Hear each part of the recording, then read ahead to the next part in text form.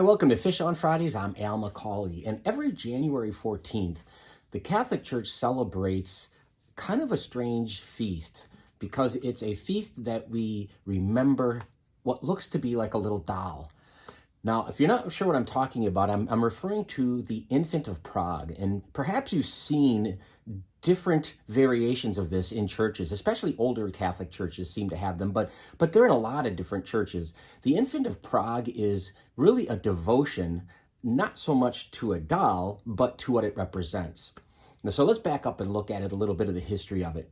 It originated in what we call the Czech Republic today. Back then it was called Bohemia in the 16th century, and it centers around a Spanish noblewoman who was given in marriage to a Bohemian nobleman. And so she brought with her from Spain to what we call the Czech Republic a 17-inch-ish doll, looks like a doll, figurine of the child Jesus. Jesus is maybe 3 to 5 years old in this depiction. And it's a doll made of wood and wax and cloth, and that's really what it is. It's Jesus as a child, but he's wearing these really spectacular, really regal clothing, a crown on his head, that kind of thing. But it was brought to Bohemia on the occasion of this wedding, and it was a prized possession because it was said to have been owned at one point by Saint Teresa of Avila, who was a Spanish saint from the 16th century. Now, when this couple got married and after they passed away, it was donated to a local monastery, a Carmelite monastery, where it was kept. And a devotion sprang up where people would pray to the child Jesus for blessings. Unfortunately, because of the nature of Europe at that time, there was a lot of wars and conflicts, and the monastery was attacked and plundered. And one of the victims, if you will, of this plundering was the Infant of Prague. It was damaged and it was discarded. We're told that in 1637, a priest, a Carmelite priest named Father Cyril, found it, knew of it as a devotion, and kept it for himself. And one night when he was deep in prayer, he heard a voice come from the doll, come from the infant. And it said to him, I'm going to look off screen to read this because it's very powerful, but just said a few things. And this is what the infant said to Father Cyril. He said, "Have mercy on me and I will have mercy on you. Give me hands and I will give you peace. The more you honor me, the more I will bless you."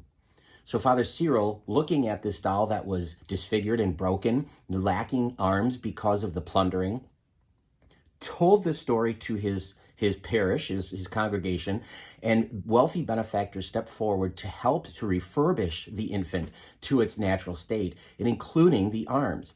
And because the infant said to him, he will be blessed, that the world would be blessed, the infant was posed in a specific way. So if you look at the Infant of Prague, any variation of it, and by the way, the original is still, we could still see it. It's at the Church of Our Lady Victorious in Prague, but there have been many reproductions of it, as you can imagine. So if you've seen them at your church, it's probably a reproduction of it's not the original, obviously. But what the Infant of Prague, the arms are specifically doing. In the left hand, the infant is holding a globe, a circle, a ball, it looks like a sphere, and it's supposed to represent the world. And at some place on it, it'll have a cross to represent that Jesus is in fact King of the universe, King of the world. In the other hand, you'll see it in blessing, in a form of blessing. And the 3 fingers, the last 2 fingers and the thumb are touching to represent that Jesus is part of the Trinity, 3 persons in one. And the 2 fingers are outstretched to represent that Jesus has 2 natures, human and divine. And ultimately, that's what's at the heart of the Infant of Prague. It's a reminder to us that this child Jesus, clearly a human, is also divine, is also God. This is a mystery that we can't explain, but it's something that we believe in our faith as Catholics, that Jesus has 2 natures, human and divine. And so that's what that form of blessing looks like, the hand. I've spoken about this gesture before, by the way, in other episodes when I've talked about icons and whatnot. Anyway, the Infant of Prague devotion is going to spread as colonialism happens, as Europeans go throughout the world. They're going to take their religion and they're going to take their devotions with them. And this is no exception. So you will see, even today, very strong devotions to the Infant of Prague in places like, obviously, in Spain and Portugal, but in Italy, in as far away as Ireland, in South America, in the Philippines, and in India. India, which is not at all, which Christianity is a minority religion there. So just the breadth of it, how far it's gone is universally is really testimony to what the infant said. You honor me and I will honor you. And it's said to be the source of many miracles, many blessings of people who pray for the intercession of the child Jesus. Ultimately, that's what it's about too. It's not about a doll that we play with, and it's not even about something made of wood and wax or plaster now or whatever.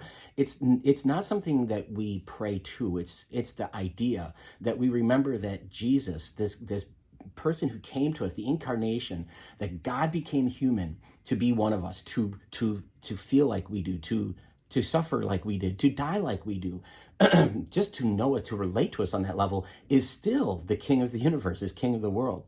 That's why, again, it's the infant of Prague is dressed up in royal finery. You have these flowing robes, and you have the crown on his head and whatnot. And just as an aside, oftentimes parishes that have a reproduction of the infant of Prague will change out the color of the clothing. So it'll be green during ordinary time, it'll be purple during Lent and Advent, and so on. But what a great reminder.